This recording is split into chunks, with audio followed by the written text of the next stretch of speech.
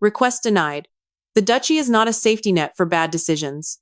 These precise, unyielding words from Prince William, now acting as sovereign under the July 3 delegation of duties, served as a definitive judicial hammer. They formed the core of a formal response to his brother's desperate appeal for a $36 million royal bailout. It was not just an administrative rejection. It was an institutional statement, a profound structural reckoning. For Prince Harry, Duke of Sussex, it marked the exact moment his final financial and symbolic lifeline to the British monarchy was severed without a secondary glance. At precisely 9:15 in the morning on July 4, palace officials confirmed that the Duke of Sussex had made a direct, high-priority appeal to Prince William, requesting immediate financial intervention following a devastating sequence of cascading domestic and commercial crises. Chief among these immediate threats was the pending, insurance-triggered foreclosure of the $14.6 million Montecito estate, known as Riven Rock. The sprawling property that had until recently served as the Sussexes' self-proclaimed sanctuary of freedom. Just 2 days prior, on July 2, the couple had received an emergency termination letter from their homeowner's insurance provider. The document stated that their comprehensive property coverage had been canceled effective immediately, a drastic decision triggered by non-compliance updates regarding mandatory fuel reduction and defensible space amid heightened wildfire risks across Santa Barbara County.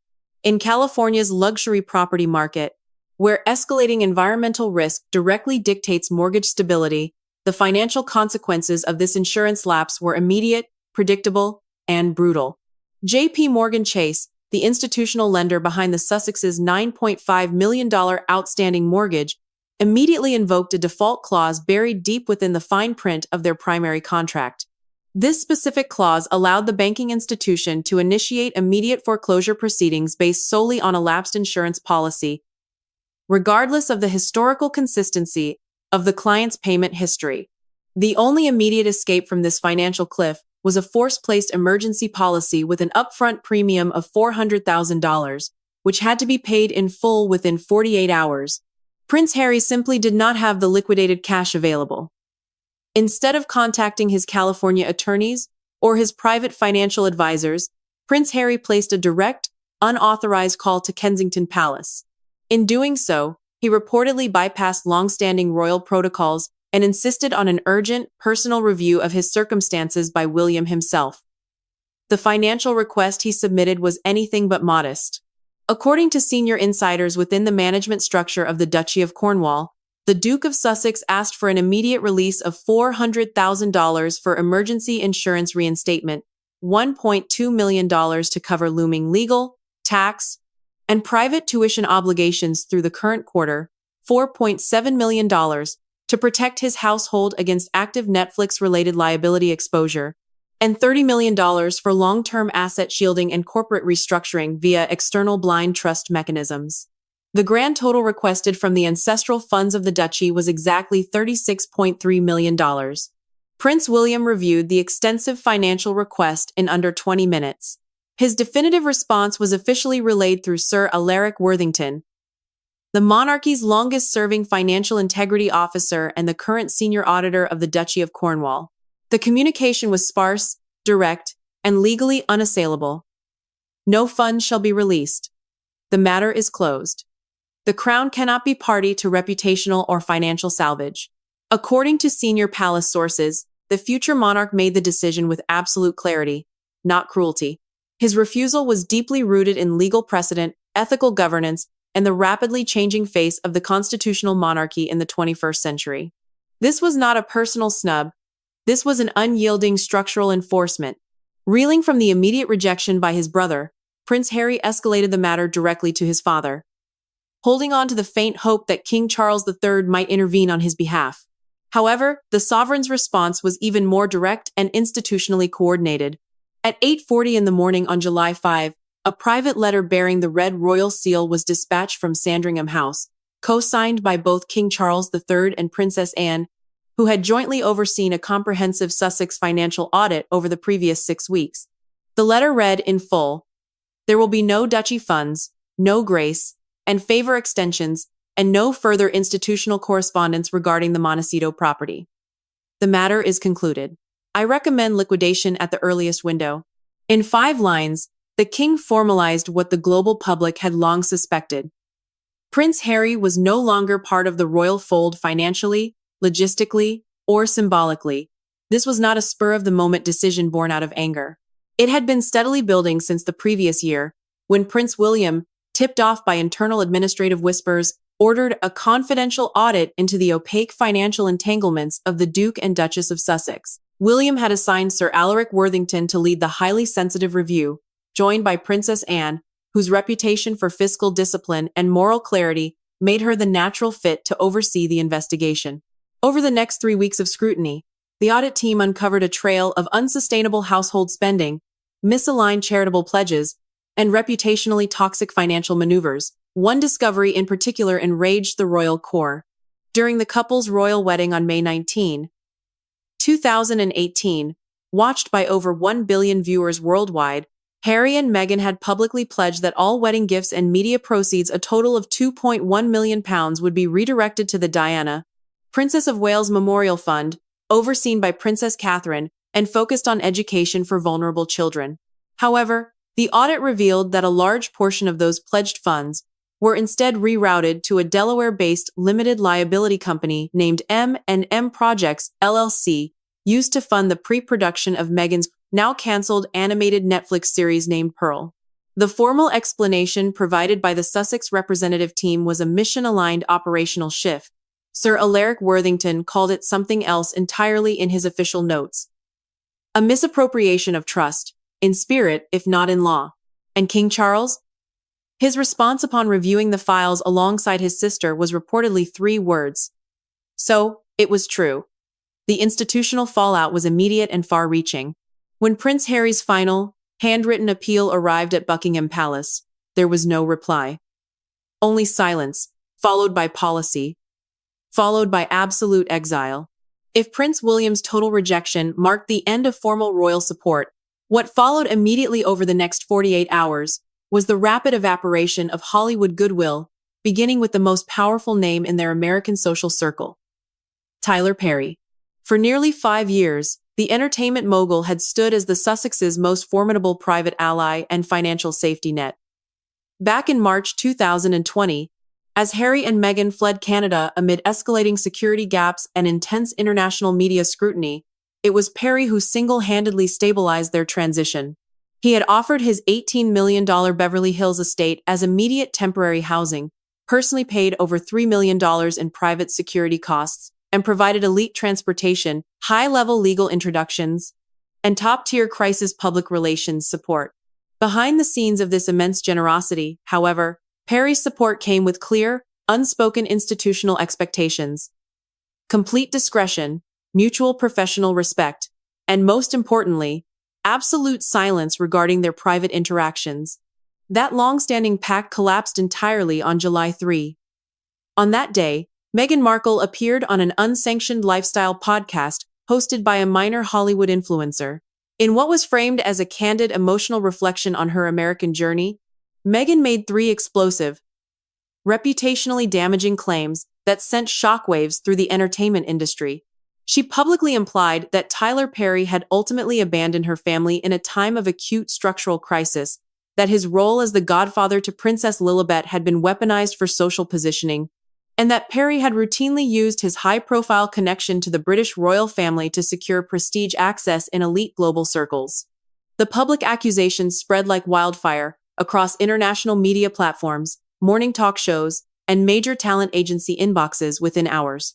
Tyler Perry's response was immediate, calculated, and legally devastating. Within 24 hours of the broadcast, his high-powered legal team had assembled comprehensive financial logs, private travel invoices, and encrypted correspondence proving that every single ounce of material support provided over the years had been initiated entirely at Meghan and Harry's direct request, rather than Perry's personal initiative. When a panicked Prince Harry placed a direct call to Perry the next day hoping to secure a short-term, $400,000 personal loan to stall the insurance-triggered foreclosure on Riven Rock, he received a brutal, definitive reply from his former benefactor. "I am not the bank of the Godfather anymore," Perry reportedly stated before terminating the conversation. You defaulted on something far more important than money. You defaulted on gratitude. The telephone call lasted less than 3 minutes, and there was absolutely no follow-up. Perry's immediate public exit served as a definitive signal to the wider entertainment industry.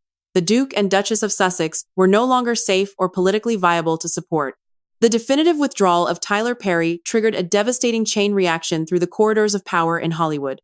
By July 4, internal high-risk warning memos began circulating rapidly among the executive boards and legal teams of WME, CAA, and Netflix.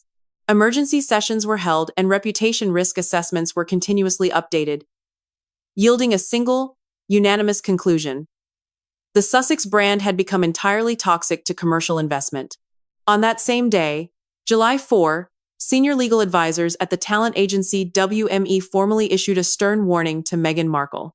The brief explicitly stated that any future public use of Tyler Perry's name, or any private pitching involving his likeness, could result in immediate defamation lawsuits or the forced court disclosure of highly sensitive personal correspondence. Simultaneously, Netflix delivered the next fatal blow to the couple's depleted finances. Invoking a strict performance and deliverables clause buried inside the multi-year content deal originally valued at $100 million, the streaming giant officially served Harry and Meghan with an immediate $20 million clawback notice. This aggressive legal move followed a final compliance review of the 5 major projects proposed under the Sussex's portfolio. Harry and Meghan docuseries, completed, but finished catastrophically over budget. Peril animated series, officially canceled mid-development due to structural failure. Heart of Invictus, heavily delayed, with no current viable delivery schedule. A scripted royal drama, shelved indefinitely without ever entering production. A children's special, severely underperformed both critically and commercially. With only one project fully delivered and multiple breaches of foundational deliverables, the studio chose to enforce its financial protections. One senior Netflix executive described the decision bluntly: "This isn't a creative dispute. It is a total contract failure." The systemic fallout reached the heart of the Sussex's own philanthropic vehicle, the Archewell Foundation. By the end of July 4, all grant disbursements and charitable distributions had ceased entirely. The UK office in Mayfair was permanently closed, while the US domestic team was drastically downsized to just 2 part-time contractors left to handle pending administrative filings. Internal email networks ceased operation, and the Foundation's official website remained completely frozen. In legal terms, Archewell had entered administrative suspension, a pre-liquidation status utilized by struggling nonprofits to protect remaining cash flow while dodging active litigation. Financial records revealed that the Foundation's unrestricted reserves had cratered below $1.1 million, a sum barely sufficient to cover basic operational overhead through the quarter. With the British Crown turned away, their primary Hollywood ally gone, and their corporate partnerships turning hostile, the Duke and Duchess of Sussex were left in absolute isolation. As one former Archewell board member summarized, "They didn't just burn bridges. They set fire to the whole coastline." By the early hours of July 5, the Montecito estate, once hailed as Harry and Meghan's ultimate haven of freedom, had officially become a financial time bomb. Riven Rock, the 18,000-square-foot, 9-bedroom mansion nestled in Santa Barbara County, had once symbolized the couple's total independence, luxury, and high-profile celebrity reinvention. But now, completely stripped of its homeowner's insurance, entangled in severe banking contract breaches, and facing public institutional fallout, the estate stood at the center of a quiet, desperate storm. Behind its heavily manicured security gates, a covert financial operation had begun. To avoid catastrophic international headlines, the Sussexes triggered a protocol lapis sale, an elite, non-disclosure agreement-based pocket listing strategy utilized exclusively by ultra-high net worth individuals seeking to offload highly sensitive real estate properties without public market disclosure. The listing was never published in any real estate database. There were no promotional photos, no open houses, and no public statements. There were only quiet whispers among a handful of discreet, elite brokers serving Gulf royalty, Silicon Valley billionaires, and foreign dignitaries. However, the high-stakes strategy backfired completely. Over the span of just 48 hours, at least 4 vetted, high-profile buyers reportedly withdrew their initial interest. Their reason was uniform and definitive. "The house is beautiful," one prominent Beverly Hills realtor noted privately, "but buying it means inheriting the Sussex name. And right now, that name is entirely radioactive." Behind closed doors, prospective investors cited three key deterrents: severe litigation risks tied to active disputes with Netflix, potential tax exposure regarding the estate's partial use for non-profit operations, and profound public image toxicity that posed immediate reputational harm to any global financier or government official associated with the declining Sussex brand. One prominent Gulf investor, after touring the estate via remote drone footage, summarized his conclusion in 6 words: "A liability wrapped in landscaped perfection." Inside Riven Rock, the domestic unraveling was even more painful. On July 4, Harry and Meghan quietly vacated the master wing of the mansion, relocating with their children to the guest house suite behind the pool, an area once reserved for celebrity guests and visiting security advisors. By July 5, aerial footage captured the slow, methodical dismantling of what had once been a media fortress. Tarp-covered furniture was seen being loaded into unmarked moving trucks, the private gym was completely disassembled, and various artwork and archival boxes were taped and labeled for deep storage in Los Alamos. The state-of-the-art theater room and screening area were entirely stripped of their technical equipment. According to staff members laid off that week, the house had effectively transformed into a ghost estate. They weren't moving to a new palace, one former employee stated. They were shrinking into silence. Human resources logs leaked from Archewell's domestic operations division showed a dramatic, desperate downsizing. The household staff was reduced from 2 full-time nannies to a single, part-time caregiver employed under month-to-month terms. The private chef, employed for 3 years, was let go, and security coverage was drastically reduced to a single patrol shift daily. All perimeter motion sensors on the eastern side of the property were deactivated, and drone surveillance, once used to ward off paparazzi, was grounded indefinitely. Even daily delivery schedules to the estate slowed to a trickle. One neighbor told reporters anonymously, "It's like watching someone move out in slow motion. Every week, there are fewer people, fewer lights, and more curtains permanently drawn." The most painful shift, however, came in the educational lives of Archie and Lilibet. For the past 2 years, both children had attended Kate School, one of the most elite preparatory institutions in California. With its ocean views, tight-knit alumni network, and $48,000 annual tuition, Kate had offered not just education, but total insulation. But on July 3, both children were quietly withdrawn. While a brief comment from Meghan on a podcast framed the move as a focus on emotional wellness, official records from the California Department of Education confirmed that the children were being transferred to Laguna Blanca School, a smaller institution in Santa Barbara with lower tuition.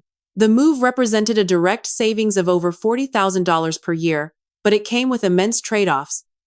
Significantly less security infrastructure, no royal-aligned donor protections, and far less anonymity. One Kate School faculty member summarized the reality bluntly: "It wasn't about wellness. It was about money." The kids disappeared overnight. By the evening of July 5, the once grand estate had been effectively reduced to a vacation-sized footprint. The staff wing had been closed and locked, the children's rooms consolidated into a single shared nursery, and only one rotating cleaner was allowed access to the property. Even the high-profile friends who had once flocked to Riven Rock had gone entirely quiet, leaving invitations ignored and the couple in complete existential isolation. The final administrative severing of the Duke and Duchess of Sussex reached its absolute conclusion as the rainy evening of the 5th of July 2026 blanketed the rolling hills of Montecito.